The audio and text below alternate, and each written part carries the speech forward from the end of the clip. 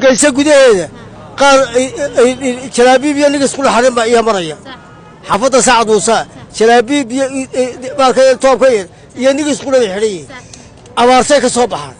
ممكن كدنيا قاولا يا أسترال دنيا الله إلا أسترال وعته حقوق بواي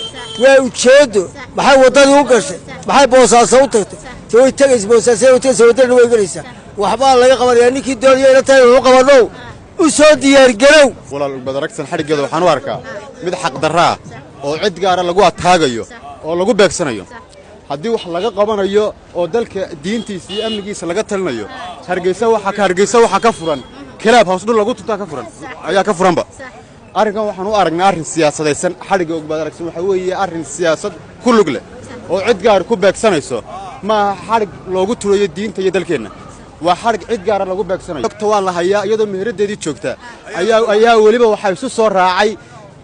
ciidan beeloodo iyo ciidamo uu soo dirsaday ninka dalka haysta hada ma garatay waxa lagu haystaan wax kale ma anaga imika halkan ka sheegayna waxa weeye madaxweyne dani waqti ka qayb gashay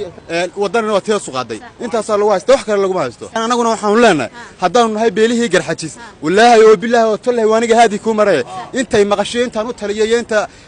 dhiig iyo dareen laba waxbaan ku qaban doonaa ya